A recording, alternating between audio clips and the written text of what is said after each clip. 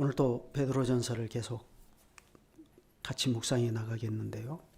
여러분이 보시는 것처럼 베드로는 이 세상의 흩어진 나그네들인 어린 신자들을 위로하고 하나님의 말씀으로 그들을 가르쳐서 단정하게 세울 뚜렷한 목적을 가지고 지금 이 베드로전서를 기록합니다.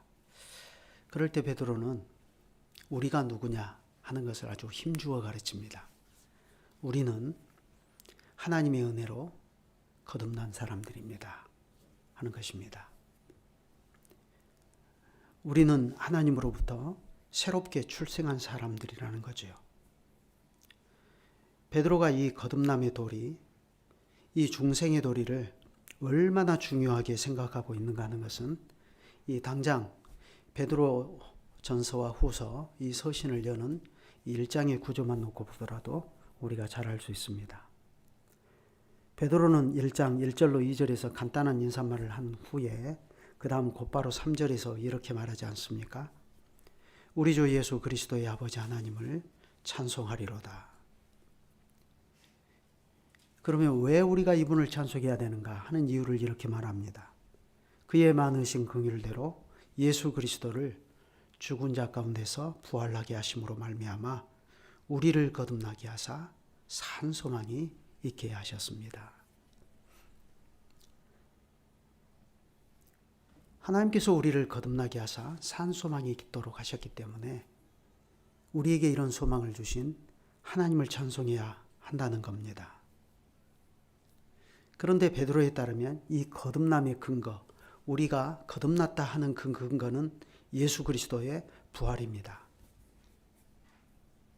그리스도의 부활이 참된 믿음으로 예수 그리스도를 믿는 우리를 그리스도의 부활 생명으로 이끕니다. 여러분, 이것이 우리의 거듭남입니다. 그런데 똑같은 거듭남의 문제를 베드로는 바로 이 1장을 마무리하는 시점에서 다시 한번 꺼내듭니다. 너희가 거듭난 것은 썩어질 씨로 된 것이 아니요 썩지 아니할 씨로 된 것이니 살아있고 항상 있는 하나님의 말씀으로 되었느니라. 그러니까 베드로가 그의 서신을 시작하는 1장의 구조를 어떻게 잡냐 하면은 거듭남의 문제로 시작해서 거듭남의 문제로 마친다. 거듭남의 문제로 1장 전체를 감싸고 있고 그 안에 베드로가 말하고자 하는 내용들이 들어가 있다는 것을 알 수 있습니다.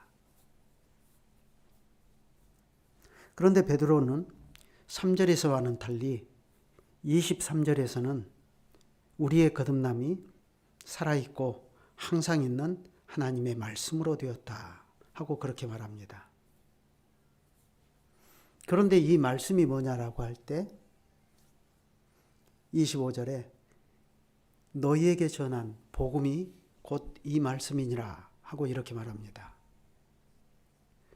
그러면 베드로가 이 베드로전서의 수신자들에게 전한 말씀, 복음, 그건 뭐냐 할 때 바로 3절에서 말한 그리스도의 복음입니다. 사도들은 그리스도의 부활입니다. 사도들은 바로 이 그리스도의 부활의 증인들입니다.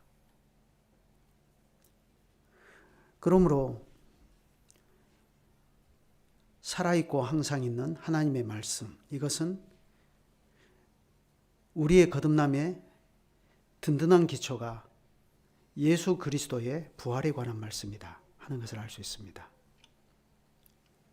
베드로는 이렇게 우리가 비록 세상에서는 이곳저곳 여러 곳에 흩어져서 생활하는 나그네와 같은 인생들이지만 그러나 실제로 우리가 누구인가 하는 것을 분명하게 가르칩니다. 우리는 예수 그리스도의 복음 진리로 말미암아 새 생명을 얻은 자들입니다 하는 것입니다. 그것은 우리가 가진 옛 생명에 적당히 그러면 더 칠해진 페인트와 같은 것이냐? 그렇지 않습니다. 바울에 따르면 우리는 예수 그리스도 안에서 그리스도와 함께 죽고 함께 살아났습니다.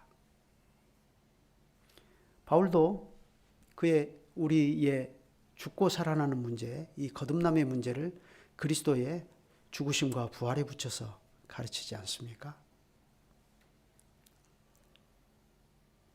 그래 우리는 그리스도와 함께 죽고 그리스도와 함께 살아났기 때문에 이것은 옛사람이 새 사람으로 완전히 새롭게 태어난 것을 말합니다. 그러니 너무나도 당연하게 우리의 본성과 생명의 활동은 변한 겁니다. 그것은 우리가 이 땅에서 바라보고 소망하는 것이 달라졌다 하는 점에서 확연하게 드러납니다. 예전에 우리는 조상들이 우리에게 전례해 준 망령된 행실을 따라서 몸의 사욕을 본삼으며 살지 않았습니까?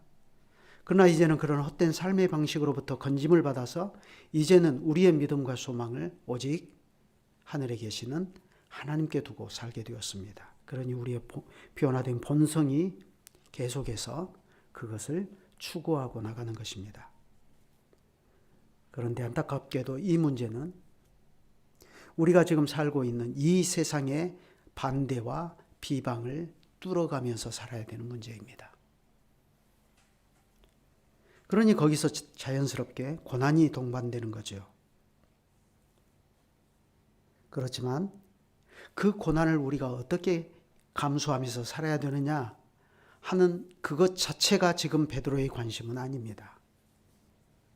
오히려 베드로의 관심은 이런 반기독교적인 세상의 문화 속에서 살아가는 우리 신자들이 방탕의 홍수 속에서 빠져나와서 어떻게 살아야 되는가 하는 바로 그 문제입니다.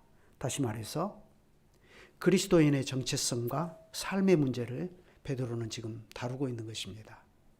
이런 세상에서 신자는 어떻게 살아야 되는가?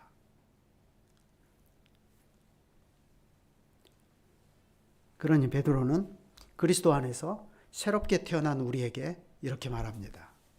하나님의 말씀을 딱 빌어서 이렇게 말하죠. 내가 거룩하니 너희도 거룩하라 하셨습니다.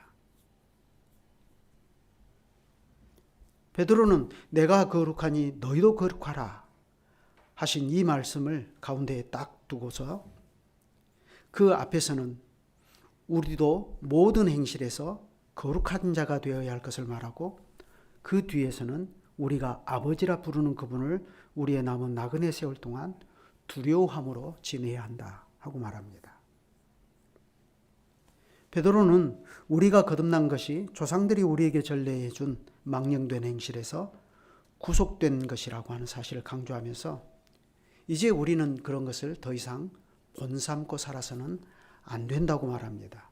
오히려 우리는 우리 자신의 믿음과 소망을 오직 하나님께 두고 살아야 한다 하고 말해요. 그게 21절 아닙니까? 너희는 그를 죽은 자 가운데서 살리시고 영광을 주신 하나님을 그리스도로 말미암아 믿는 자니 너희 믿음과 소망이 하나님께 있게 하셨느니라. 그런데 바로 이 지점에서 베드로가 계속해서 가르치는 것을 보면 이제는 베드로가 문제의 초점을 교회 안의 문제로 시선을 돌린다는 것을 우리가 알 수 있습니다. 우리는 거듭난 신자로서 우리의 믿음을 이상히 여겨서 비방하는 세상에 대해서는 우리가 어떤 태도를 견지해야 하는가 하는 것을 지금까지 말했다면 이제부터는 우리가 이러한 세상에서 구별된 하나님의 교회를 이루고 살아감에 있어서 그것을 위해서 교회의 거룩한 지체들로서 어떻게 살아야 되는가. 그래서 이제부터 하나님께서 우리를 어떠한 목적으로 우리를 구원하셨고 그 구원의 목표를 이루기 위해서 우리는 어떻게 살아야 되는가 하는 것을 말합니다.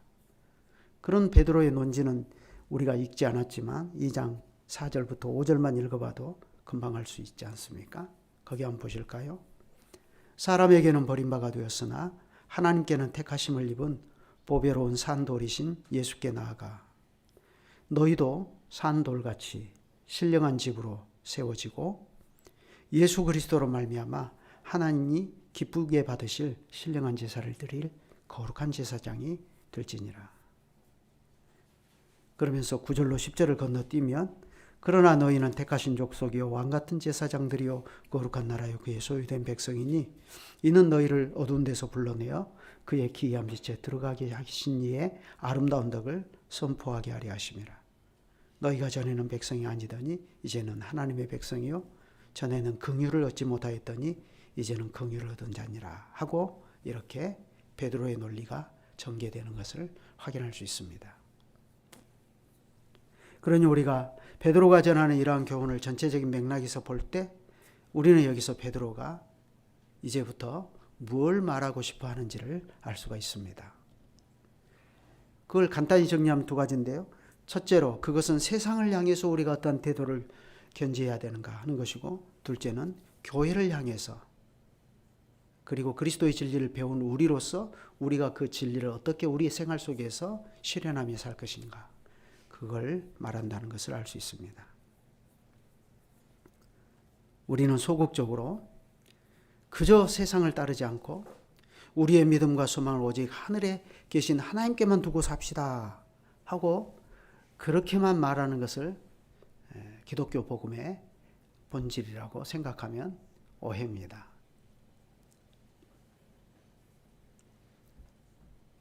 오히려 베드로는 거기에서 더 나가서 적극적으로 그러면 우리가 이 세상에서 힘쓰며 추구하고 나가야 할 것이 뭐냐 할 때 우리는 이 땅에서 우리를 왕같은 제사장으로 부르신 하나님의 아름다운 덕을 선포하는, 온 세상을 향해서 그것을 선포하는 교회로 서나가야 한다는 것입니다.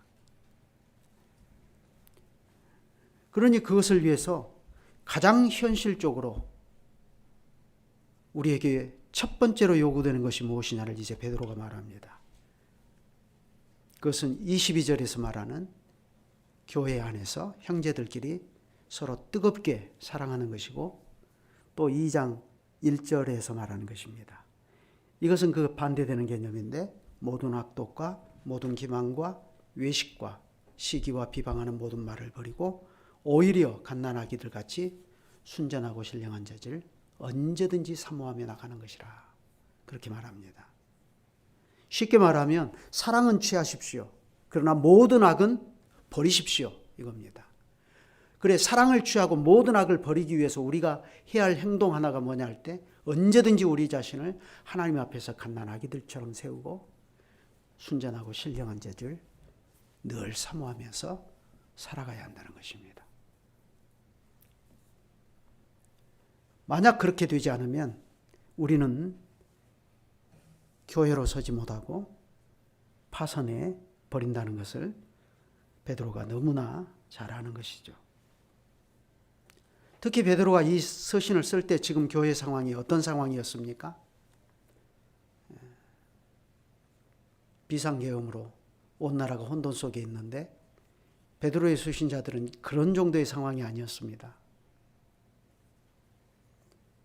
신자들의 삶이 세상의 비방과 조롱에 직면해 있었고, 그들은 여러 가지 시험으로 인하여 잠깐 근심하게 되지 않을 수 없는 그런 상황에 빠져 있었습니다. 그건 일시적인 현상이 아니고 지속적으로 그들에게 부과된 과중된 어려움이었습니다. 여러분, 교인들의 삶이 지속적으로 이렇게 과중된 어려움 속에 헤어나오지를 못하고 있으면 당장 어떤 문제가 교회에서 발생하죠? 교인들이 굉장히 예민해집니다. 서로 다 삶이 어렵고 힘드니까요. 그래서 작은 것에 상처받고 형제들 사이에 사랑이 식어집니다. 물론 처음에는 그 시험을 기쁘게 받고 견디고 나가는 모습도 보이지요. 그러나 그 시험이 생각보다 장기간에 걸친 싸움이 되면 그때는 교회가 온전히 하나가 되어서 그것을 함께 극복하고 나가는 모습을 보기가 매우 어렵습니다. 특히나 지금 베드로는 네로에 의해서 곧 순교하지 않습니까? 지금 교회 앞에서 서서히 다가오고 있는 이 시험의 정체는 실로 무시무시한 것입니다. 그러한 시험에서 가장 염려가 되는 건 뭐죠? 교회 안에서 형제와 형제들 사이에 사랑이 식어지는 것입니다. 그래서 서로 자기 살 길 찾아 나가기 쉽습니다. 그렇게 되면 교회는 와해되는 거죠. 그런 비슷한 문제를 우리가 히브리서에서 당장 발견할 수 있지 않습니까?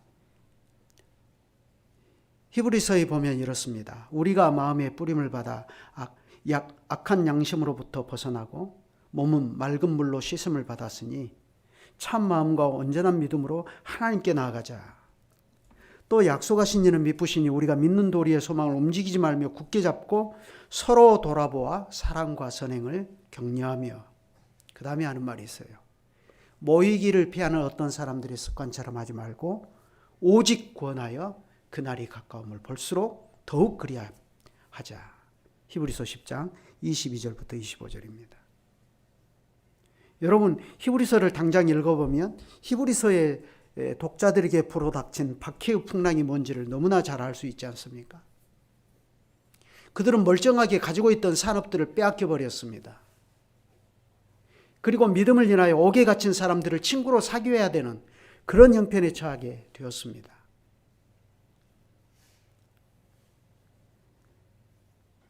그러니 당장 이 히브리서의 독자들이 어떤 상태에 빠져버렸죠? 교회에 끊임없이 불어닥치는 박해의 풍랑을 더 이상 견디지 못하고 모임을 피하려고 하는 움직임들이 서서히 발생한 것입니다.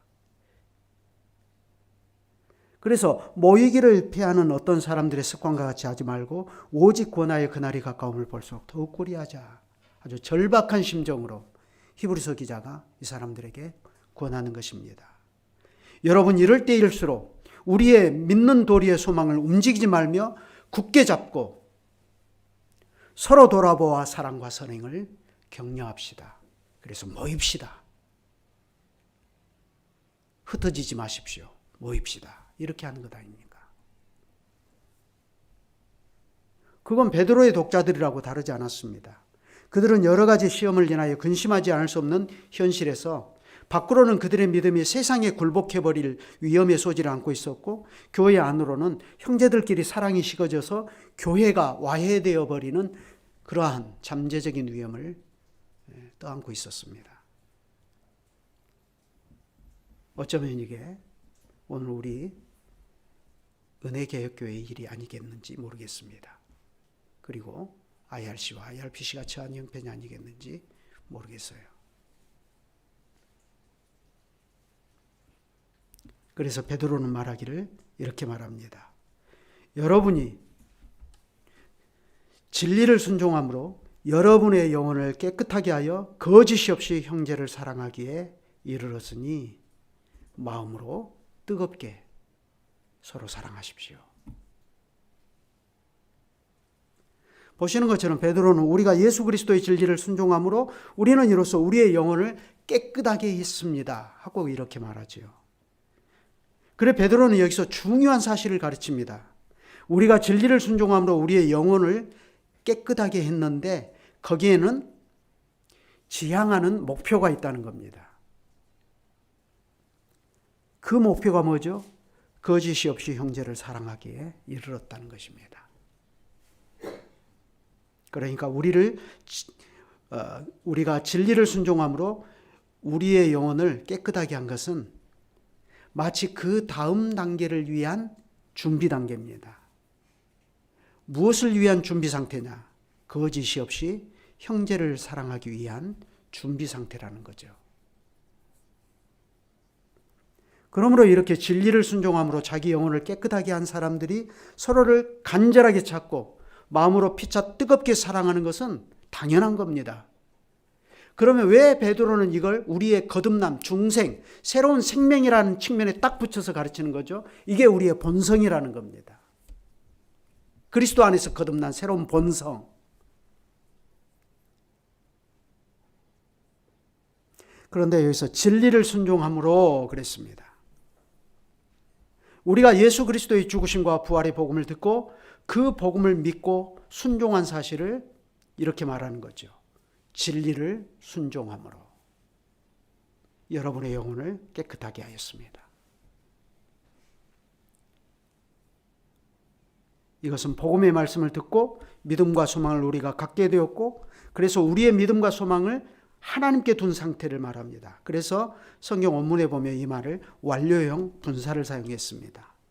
완료형 분사. 이건 무슨 말이냐면 이건 우리가 이미 거룩해진 상태를 의미합니다. 이미 여러분은 진리를 순종함으로 여러분의 영혼을 깨끗하게 했다. 그게 완료된 상태라는 거죠. 그런데 중요한 것은 바로 이 상태가 거짓이 없이 형제를 사랑할 수 있게 된 그러한 상태라는 겁니다.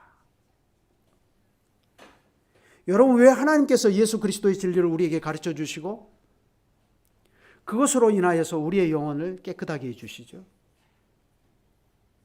하나님께서 왜 항상 살아있고 항상 있는 하나님의 말씀으로 우리를 거듭나게 해주신 거죠? 다른 게 없습니다. 거짓이 없이 형제를 사랑할 수 있도록 하기 위해서. 그건 그리스도가 이미 우리들 앞에서 모범을 잘 보여주시지 않았습니까?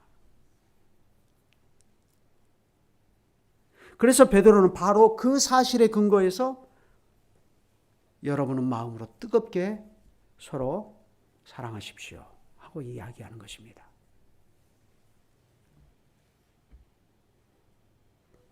그러니까 이게 다 진리를 순종함으로 우리의 영혼을 깨끗하게 된 이 상태를 근거로 해서 하는 말입니다. 그러니까 이 말을 조금만 뒤집어서 놓고 생각해 보면 이게 무슨 뜻인지를 우리가 조금 더 잘 이해할 수 있습니다.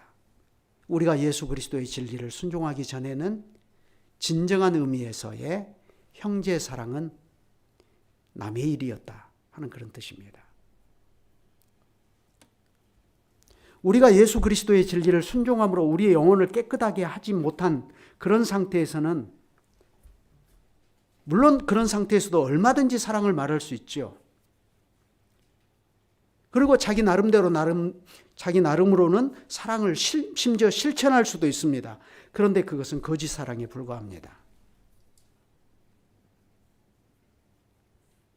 그리스도의 진리로 우리의 영혼을 깨끗하게 한 그 상태에 이르지 못하면 심지어 그건 베드로 자신이라 할지라도 결코 그런 사랑을 행할 수가 없었습니다. 베드로가 한때 죽기를 각오하고 주님을 따르겠다고 했죠. 다른 사람은 다 부인할지라도 나는 죽는 데까지 죽기를 각오하고 주님을 따르겠습니다. 적어도 그 순간에는 그게 베드로의 진심이었습니다. 그러나 그것은 그리스도의 진리를 베드로가 온전히 알지 못한 상태에서 한 고백 아닙니까? 그걸 어떻게 알 수 있어요? 십자가를 몰랐으니까요. 베드로는 십자가를 부정해버리면서 그 말을 하지 않습니까? 그래서 예수님께서 말씀하셨습니다. 그러냐 베드로야, 잘 들어라. 오늘 밤 닭이 2번 울기 전에 네가 나를 3번 부인할 것이다. 그래 그 밤으로 베드로의 거짓 사랑은 그 정체가 여지없이 드러나고 말지 않습니까? 사도 바울도 유명한 고린도전서 13장에서 이 거짓된 형제 사랑의 정체를 드러냅니다. 바울은 자기 자신을 빗대어서 말해요. 내가 사람의 방언과 천사의 말을 할지라도 사랑이 없으면 소리나는 고리와 울리는 꽹과리가 되고 내가 예언하는 능력이 있어 모든 비밀과 모든 지식을 알고 심지어 또 산을 옮길 만한 믿음이 있을지라도 사랑이 없으면 내가 아무것도 아니요 내가 내게 있는 모든 것으로 구제하고 내 몸을 불사르게 내줄지라도 사랑이 없으면 내게 아무 유익이 없느니라. 사람의 방언, 천사의 말, 예언하는 능력, 모든 비밀과 모든 지식을 알고 또 산을 옮길 만한 믿음, 그 믿음으로 자기 형제 사랑을 나타내기 위해서 구제하고 자기 몸을 불사르게 내어준다 했습니다. 여러분 이게 사랑 아닙니까? 어떤가요? 저는 사랑이라고 생각합니다. 이것도. 사랑하니까 형제를 구제하고 사랑하니까 형제를 위해서 자기 몸을 불사르게 내어주지 않습니까? 그런데 정작 사도는 이렇게 말해요. 사랑이 없으면 이 모든 것이 아무것도 아닙니다. 그러면 바울이 생각할 때 이런 사랑은 거기에 중요한 게 하나가 빠졌다는 거죠. 그게 뭡니까? 그게 뭔가를 알려면 바울이 지금 이 말을 하기 전에 무슨 말을 먼저 했는가를 보면 알 수 있어요. 고린도전서 12장에서 이 말을 하지 않습니까? 우리가 다 하나의 몸과 많은 지체를 가진 교회라는 사실을 강조하면서 바울이 이렇게 말합니다. 몸은 하나인데 많은 지체가 있고 몸의 지체가 많으나 한 몸인과 같이 그리스도도 그러합니다. 그리스도도 그럽니다. 우리가 유대인이나 헬라인이나 종이나 자유인이나 다 한 성령으로 세례를 받아 한 몸이 되었고 또 다 한 성령을 마시게 하셨습니다. 그런데 사랑을 말하고 사랑을 크게 실천하려고 하는 좋은 의도를 가졌음에도 불구하고 그래서 실제로 보면 자기 몸을 불사르게 형제를 위하여 내어주는 그런 어마어마한 사랑을 실천하는 것처럼 보이기도 해도 정작 교회의 일체성은 깨져버리는 그런 일들이 현실 교회에서는 발생하는 겁니다. 왜냐하면 이러한 일은 우리가 고린도 교회의 경우에서 확인할 수 있는 것처럼 교회 안에서 은사의 문제로 경쟁하고 편가르기를 하고 하는 등 그러한 현실에서 이런 일들이 발생하는 거죠. 그러니 같은 편끼리 너무 친밀하게 잘 사랑을 실천하며 살지만 정작 그것 때문에 교회에서는 편가름이 점점 더 심해져 버리고 교회의 일체성은 오히려 깨져버리는 일들이 발생합니다. 그래서 교회에서 편가르기는 그리스도의 몸을 깨는 제1순위 악입니다. 그래서 당을 나누는 것이 가장 무서운 겁니다.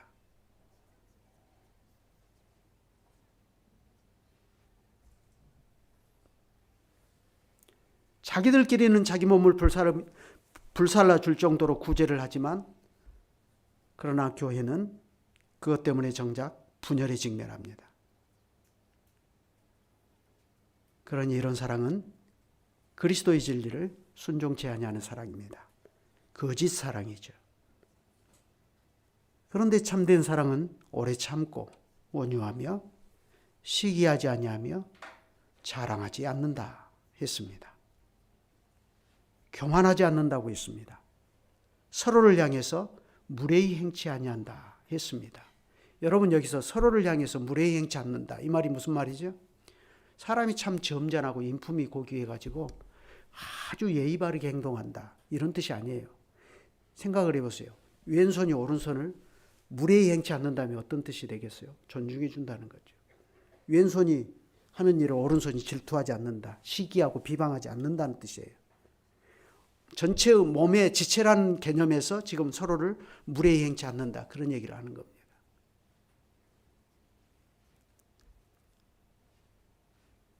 특히 이런 참된 사랑은 자기의 유익을 구하지 않는다 그랬습니다.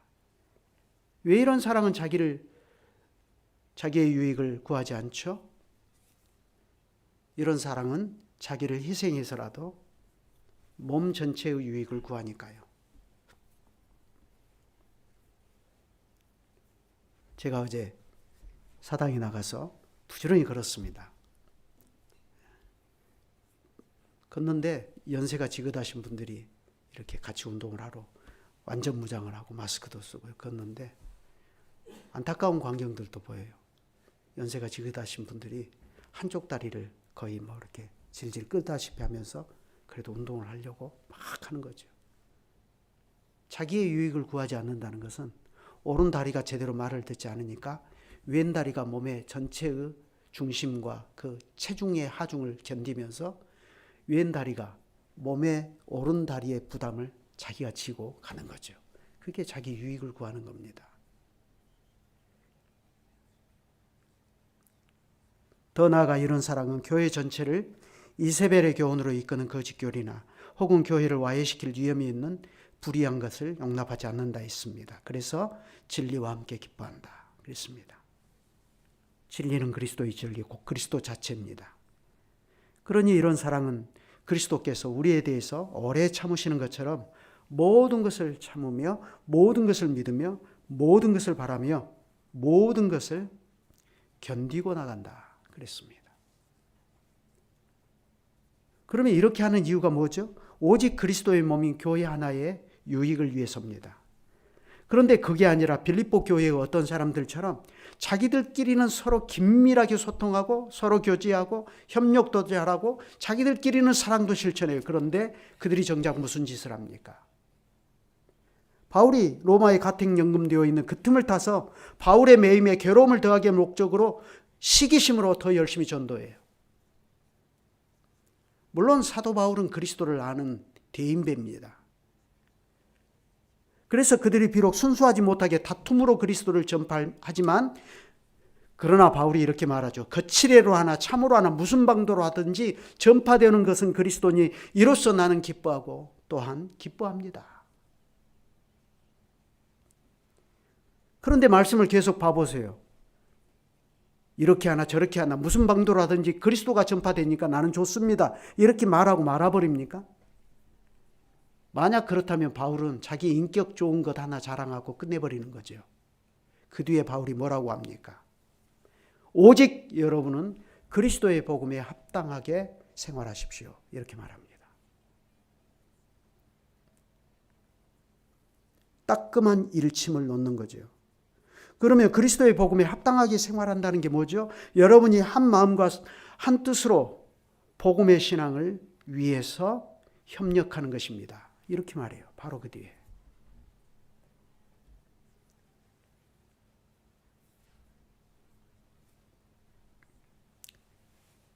그렇지만 이제 그리스도의 진리를 순종함으로 영혼을 깨끗하게 한 우리는 거짓이 없는 사랑으로 형제를 사랑하기에 이르렀습니다.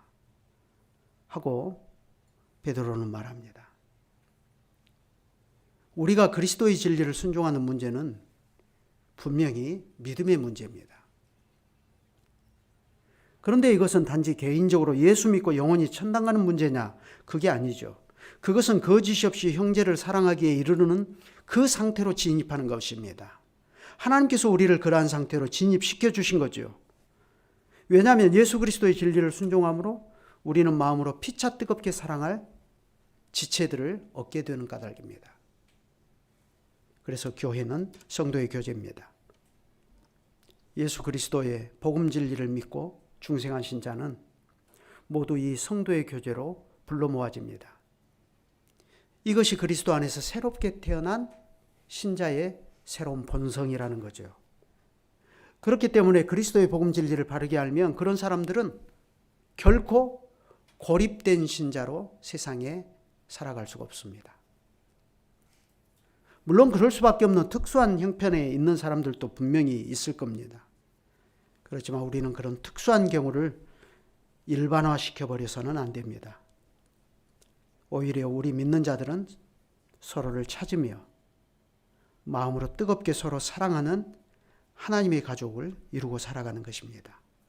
그래서 그리스도의 진리를 순종함으로 자기 영혼이 깨끗해졌다 하는 이런 사람들은 모두 하나님께서 자기를 그리스도의 교회의 살아있는 지체들로 불러 모으시는 줄을 알고 거기에 순종하여서 자기도 서로를 찾습니다.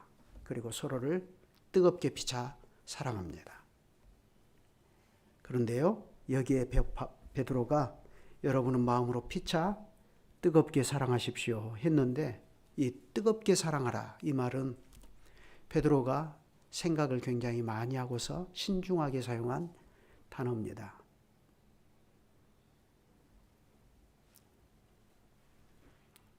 왜냐하면 이 단어는 베드로가 똑똑히 목격했던 예수님의 언어거든요. 겟세마네에서입니다. 그때 예수님께서는 베드로 앞에서 이렇게 기도하셨습니다. 예수께서 힘쓰고 애써 더욱 간절히 기도하시니 땀이 땅에 떨어져 핏방울같이 되더라. 여기 간절히 기도하셨다. 이 말이 헬라어 원문에는 같은 단어입니다. 뜨겁게 사랑하십시오. 간절히 기도하셨습니다. 그러면 여러분, 예수님께서는 왜 이렇게 간절히 기도하셨죠? 그분이 우리를 사랑하셔서 십자가를 지시려고 그 지독한 죽음의 싸움을 하실 때 이처럼 그분은 우리를 뜨겁게 사랑하신 겁니다. 예수님이 먼저 우리를 이렇게 뜨겁게 사랑하셨어요. 간절히 기도하셨습니다. 예수님이 왜 자기 소원이 없었습니까? 아버지, 할 수만 있으면 이 잔이 내게서 지나가게 하시옵소서. 그러나 그분은 우리를 너무나 뜨겁게 사랑하셨기 때문에 나의 원대로 마옵시고 아버지의 원대로 되기를 원합니다 하셨습니다. 여러분, 사랑은 그런 겁니다. 자기의 유익을 구하지 않고 형제의 유익을 구하는 것입니다. 그것이 뜨겁게 사랑하는 것입니다. 그러니 이러한 그리스도의 진리를 우리가 순종한다면서 이러한 그리스도의 사랑을 우리가 또한 따라 살지 않을 수가 없습니다. 왜냐하면 우리가 예수 그리스도를 믿는 일은 곧 예수 그리스도의 진리를 순종하는 문제인 까닭에 그렇습니다. 그건 요한 사도가 전하는 예수님의 교훈을 통해서도 분명히 확인할 수 있지 않습니까? 내 계명은 곧 내가 너희를 사랑한 것 같이 너희도 서로 사랑하는 것이니라 하셨습니다. 예수님께서는 교회가 하나가 되어 서로 사랑하기를 하나님께 기도하셨어요. 곧 내가 저희 안에 아버지께서 내 안에 계셔서 저희로 온전함을 이루어 하나가 되게 하려 함은 아버지께서 나를 보내신 것과 같이 또 나를 사랑하심 같이 저희도 사랑하신 것을 세상으로 알게 하려 함이로소이다. 여러분, 바로 이것이 우리가 순종하고 또 순종해야 할 그리스도의 진리입니다. 그러니 우리가 그리스도를 사랑한다면 서로 사랑해야 됩니다. 바울은 그것을 바로 이 사랑이 부재 상태에 있는 빌립보 교회를 향해서 이 사랑을 이렇게 가르쳤습니다.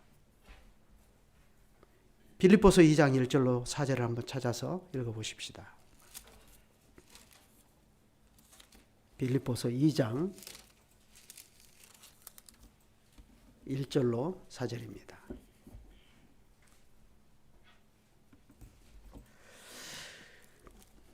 그러므로 그리스도 안에 있는 무슨 권면이나 사랑의 무슨 위로나 성령의 무슨 교제나 긍휼이나 자비가 있거든 마음을 같이하여 같은 사랑을 가지고 뜻을 합하며 한 마음을 품어 아무 일이든지 다툼이나 허용으로 하지 말고 오직 겸손한 마음으로 각각 자기보다 남을 낮게 여기고 각각 자기 일을 돌볼 뿐더러 또한 각각 다른 사람들의 일을 돌아보아 나의 기쁨을 충만하게 하라. 지금 바울의 이 말이 어떤 상황에서 하는 말이죠? 로마의 가택연금 상태에서 하는 말입니다. 바울은 지금 자기가 여기서 살아나갈 수 있을지 아니면 사형을 당하게 될지 자기로서는 알 수 없는 상태입니다. 그래서 바울은 지금 자기가 삶과 죽음 사이에 끼어 있다고 빌립보서 1장 바로 그 앞에서 23절에 말하지 않습니까? 그런 공고한 상태에서 지금 이런 말을 하였다면 이건 사도의 죽음을 눈앞에 둔 사도의 유언과도 같은 말입니다. 그러므로 그리스도 안에 무슨 권면이나 사랑이 무슨 위로나 성령의 무슨 교제나 긍휼이나 자비가 있거든 마음을 같이하여 같은 사랑을 가지고 뜻을 합하며 한 마음을 품어 아무 일이든지 다툼이나 허용으로 하지 말고 오직 겸손한 마음으로 각각 자기보다 남을 낮게 여기고 각각 자기 일을 돌볼 뿐더러 또한 각각 다른 사람들의 일을 돌아보아 나의 기쁨을 충만하게 하십시오. 죽을지 살지 모르는 바울의 마지막 말입니다. 베드로도 같은 심정으로 말합니다. 여러분이 그리스도의 진리를 순종함으로 여러분의 영혼을 깨끗하게 하여 거짓이 없이 형제를 사랑하기에 이르렀으니 마음으로 뜨겁게 서로 사랑하십시오. 개역에서는 피차 사랑하십시오. 이렇게 되어 있죠. 여러분, 베드로의 이 교훈은 해도 되고 안 해도 되는 선택의 문제가 아닙니다. 왜 그렇죠? 그 뒤에 베드로가 곧바로 이어서 무슨 말을 하는가를 보면 알 수 있어요. 거듭남의 문제를 다시 제기합니다. 여러분이 거듭난 것은 썩어질 씨로 된 것이 아니요 썩지 아니할 씨로 된 것이니 살아있고 항상 있는 하나님의 말씀으로 된 것입니다. 그러므로 모든 육체는 풀과 같고 그 모든 영광은 풀의 꽃과 같으니 풀은 마르고 꽃은 떨어지되 오직 주의 말씀은 세세토록 있도다 하였으니 여러분에게 전한 복음이 곧 이 말씀입니다. 우리가 예수 그리스도의 복음 진리로 말미암아 거듭났다 하는 것은 변동될 수 없는 확실한 사실이다 하는 뜻입니다. 여러분, 하나님께서는 말씀하시면 이루시는 분 아닙니까? 말씀하시며 이루었다 하셨어요. 그것은 우리의 중생도 마찬가지라는 겁니다. 하나님께서 우리에게 이 세상에서 결코 변동될 수 없는 가장 확실한 그리스도의 진리를 전파하여서 믿게 하시고 순종하게 하셔서 우리로 이 그리스도 안에서 거듭나게 하셨습니다. 이러한 것은 세상의 철학이나 어떤 다른 종교 이론과 같이 그런 썩어질 씨로 된 것이 아니라는 거죠. 이건 살아있고 항상 있는 하나님의 말씀으로 된 겁니다. 그러니 우리의 거듭남의 문제가 얼마나 확실한 겁니까? 하나님께서 빛이 있으라 하시며 빛이 있었고 지금도 그것은 변함없이 빛으로 존재하고 있습니다.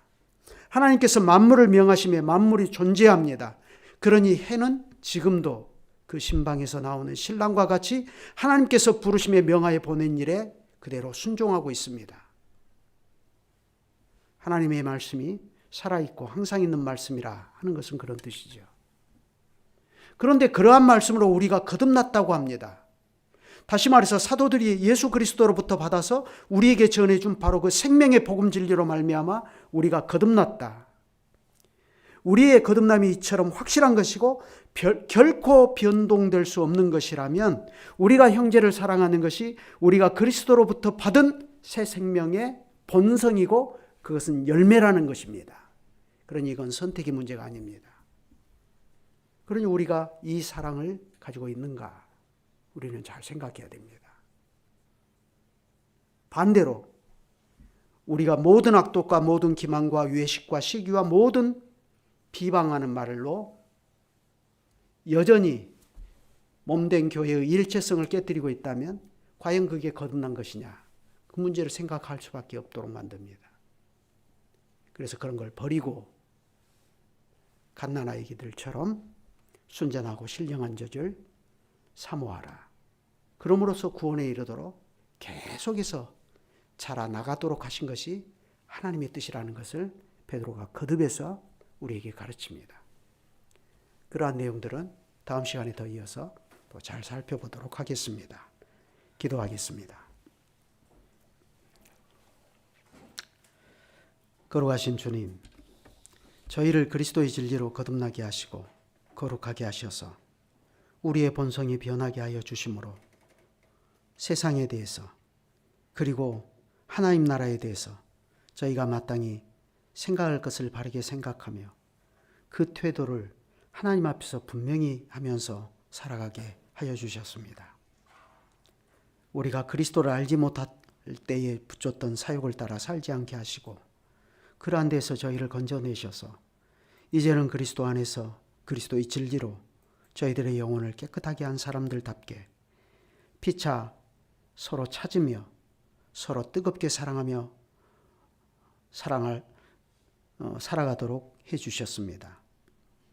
하나님께서는 저희가 서로 사랑하도록 해주신 형제와 자매들과 함께 예수 그리스도 안에서 하나님이 거하시는 신령한 집으로 세워지고 그리스도로 말미암아 하나님께서 기쁘게 받으실 만한 신령한 제사를 드릴 거룩한 제사장들의 삶을 살게 하시려고 그런 은혜를 우리에게 주셨습니다. 그러니 하나님께서 하나님의 살아있고 항상 있는 말씀으로 우리를 거듭나게 하여 주시고 이러한 하나님의 뜻을 순종하는 거룩한 백성으로 살게 하여 주신 것이 얼마나 큰 은혜이며 이것이 또 우리에게 요구되는 소명인가를 생각하고 이제도 내일도 주님이 오시는 날까지 우리가 사랑해야 할 사람들을 마땅히 사랑하며 살게 해주시기를 구합니다. 그 결과는 하나님의 뜻대로 저희가 우리를 왕같은 제사장으로 부르신 하나님의 아름다운 덕을 온 세상 앞에 빛처럼 드러내는 거룩한 교회로 서나가는 일이 되겠습니다. 이 은혜개혁교회가 그러한 교회로 계속해서 서나갈 수 있도록 이후에도 저희가 한 마음으로 하나님께 분향처럼 올려드리는 저희의 기도를 주님께서 들어주시기를 구합니다. 주 예수 그리스도의 이름으로 기도드립니다. 아멘.